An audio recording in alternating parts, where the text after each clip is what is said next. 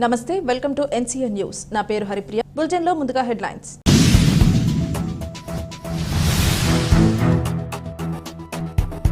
Nidadavolu dumping యార్డ్లో ఒక్కసారిగా ఎగసిపడ్డ మంటలు, దట్టమైన పొగ.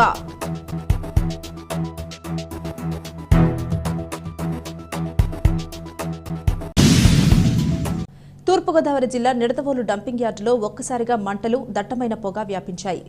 స్థానికులు, అగ్నిమాపక దళ సిబ్బంది మరియు మున్సిపల్ శానిటరీ వర్కర్లకు సమాచారం అందించడంతో రంగంలోకి దిగాయి. హోలీ క్రాస్ కమ్యూనిటీ కాలేజీని దట్టమైన పొగలు కమ్మేశాయి. పొగలో చిక్కుకున్న వారిని హోలీ క్రాస్ కమ్యూనిటీ కాలేజీ సిబ్బంది రక్షించారు. వైఎస్ఆర్ కాలనీ నుండి గణపతి సెంటర్ వరకు పొగలు కమ్మేయడంతో శ్వాస అందక ప్రజలు తీవ్ర ఇబ్బందులు పడుతున్నారు.